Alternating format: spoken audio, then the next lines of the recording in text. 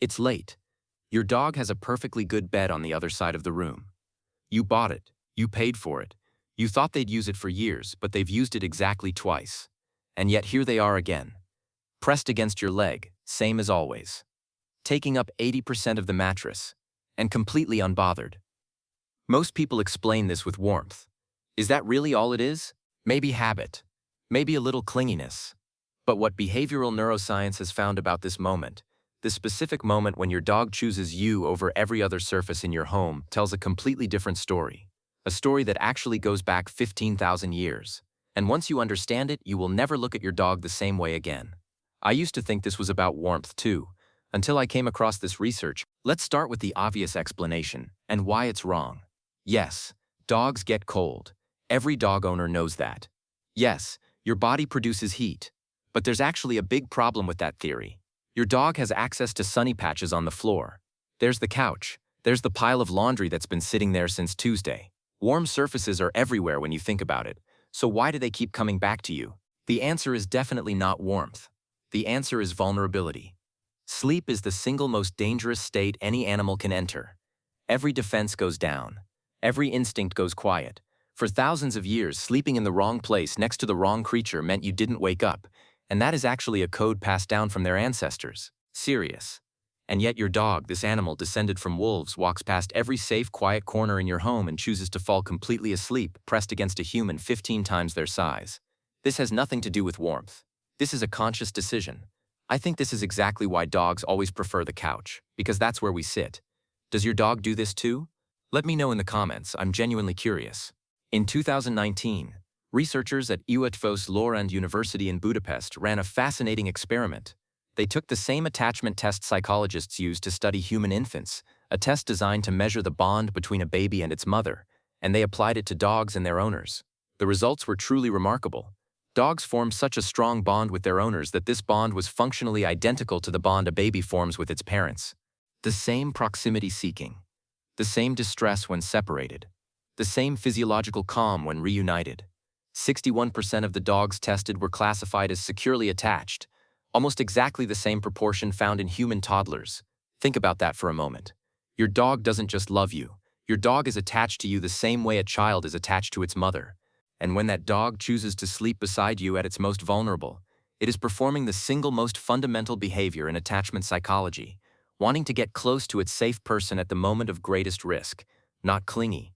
It's telling you something that most owners never notice for years. You are the safest thing in their world. When I first read this research, I honestly couldn't believe it.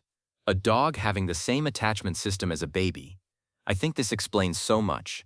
But this isn't just psychology. There's chemistry here too, actually. In 2015, researchers at Asabu University in Japan published a study in Science, one of the most prestigious scientific journals in the world. They measured oxytocin levels in 30 dog-owner pairs during interaction.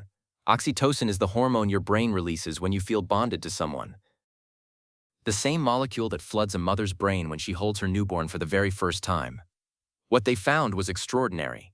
When a dog gazes at its owner and the owner gazes back, both of them experience a surge in oxytocin at the same time. Simultaneously, across two different species, the dog's oxytocin goes up, the owner's oxytocin goes up, which makes the dog want to gaze more, which releases more oxytocin, which makes the owner feel more bonded. It's a loop.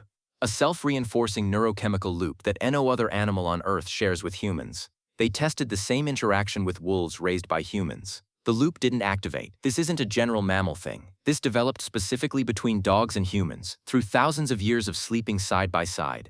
And research also shows that just 10 minutes of physical contact with your dog measurably lowers the stress hormone in both of you. Think about what happens over 8 hours of sleeping pressed together.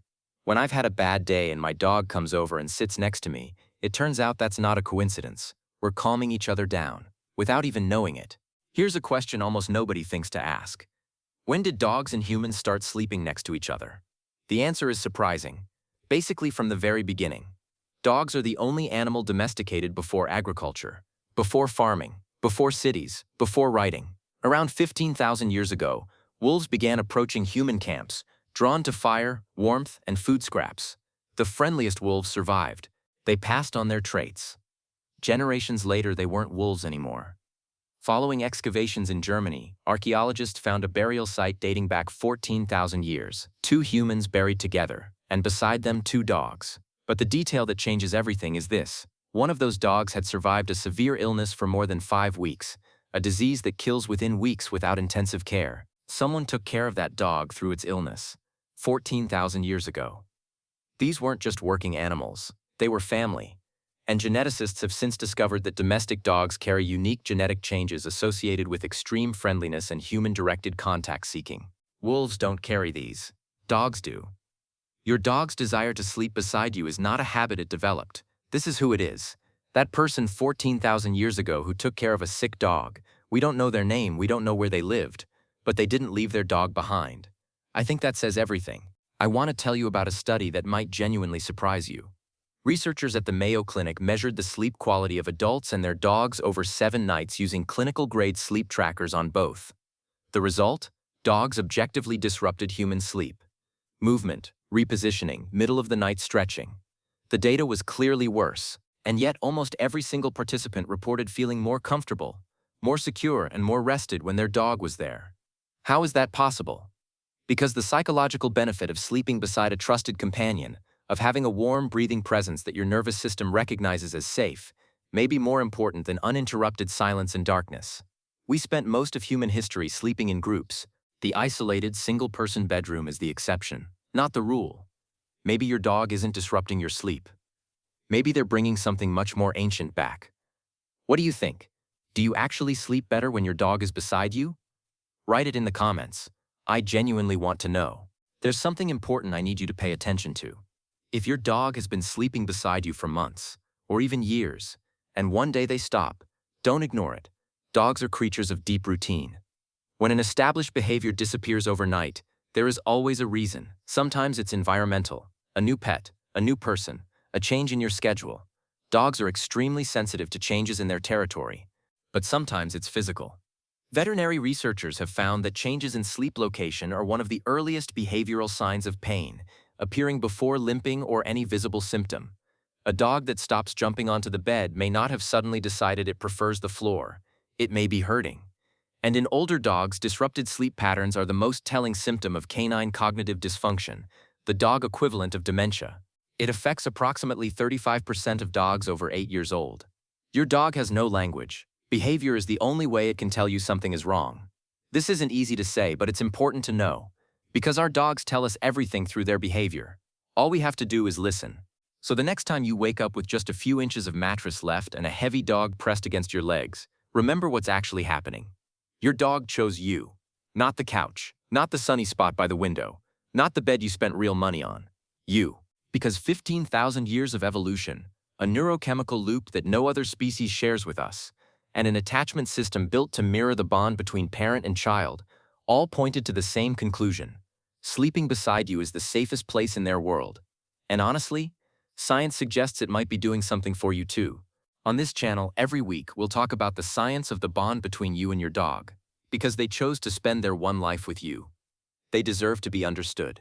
I hope this changed something for you. If it did, don't miss the next one.